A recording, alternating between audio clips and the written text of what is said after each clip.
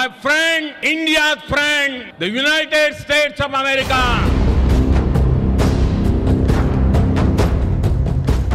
যে ভারত একসময় যুক্তরাষ্ট্রের সবচেয়ে ঘনিষ্ঠ মিত্র ছিল, আজ সেই ভারতই মাথা নিচু করছে তালেবানের সামনে।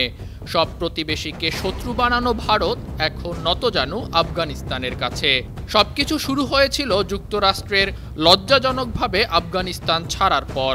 তখন ভারতও ছিল আমেরিকার পাশে, তাই বাধ্য হয়ে কাবুল থেকে ফিরতে হয়েছিল তাদেরও একবারে মাথা নিচু করে। এরপর থেকে সম্পর্কের পালাবদল যেন ঝড়ের মতো। এখন যুক্তরাষ্ট্রের সঙ্গে ভারতের দূরত্ব বেড়েছে, এমনকি দুর্গাপূজার মণ্ডপে দেখা গেছে একসময়ের দেবতা সমতুল্য ট্রাম্পকে অসুর রূপে।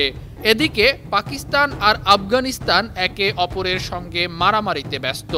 সেই সুযোগে দিল্লি আবার কাবুলের দিকে ঝুঁকছে। কিন্তু প্রশ্ন, ভারত কেন তালেবানের কাছে নতজানু হচ্ছে? কারণ আফগানিস্তানে এখন চীনের একছত্র প্রভাব। চীন তালেবানকে আনুষ্ঠানিক স্বীকৃতি না দিলেও তালেবানদের সঙ্গে জমজমাট ব্যবসা করছে, আর চীন ভারতের আরেক চিরশত্রু। অন্যদিকে পাকিস্তানের সঙ্গে ভারতের প্রায়ই যুদ্ধ লেগে যাওয়ার উপক্রম হয়। শুধু চীন বা পাকিস্তান নয়, আশেপাশের সব প্রতিবেশীর সঙ্গেই দূরত্ব বেড়েছে ভারতের।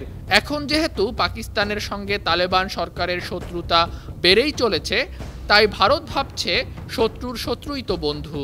তাই তারা একসময়ের শত্রু আফগান শাসক গোষ্ঠী তালেবানের দিকে বন্ধুত্বের হাত বাড়িয়ে পাকিস্তানকে চাপে রাখার কৌশল নিয়েছে। তবে ভারতের রাজনৈতিক বিশ্লেষকরা বলছেন এটা ভারতের পররাষ্ট্রনীতির জন্য চরম লজ্জা।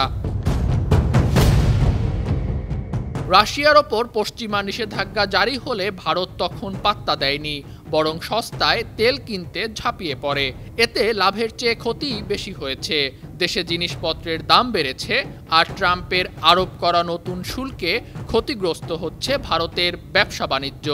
যার কারণে যুক্তরাষ্ট্রের সঙ্গে ঠান্ডা সম্পর্ক, পাকিস্তানের সঙ্গে দা কুমড়ো সম্পর্ক, আর চীনের সঙ্গে অস্বস্তিকর বন্ধুত্ব। এরপর এখন তালেবানের কাছে মাথা নোয়ানো। ভারতের পররাষ্ট্রনীতি যেন একদম লেজে গোবরে অবস্থা। ভারতের ভেতরেই কেউ কেউ প্রশ্ন তুলেছেন, দিল্লিতে কি তালেবানি শাসন শুরু হলো? সব প্রতিবেশীর সঙ্গে শত্রুতা করে শেষমেশ এক সময়কার শত্রু তালেবানের কাছেই মাথা নিচু করতে হচ্ছে দিল্লিকে। ভারতের এই নীতিকে অনেকে বলছেন পররাষ্ট্র নয়, পরাজয়ের রাজনীতি। আন্তর্জাতিক ডেস্ক, বার্ন টিভি।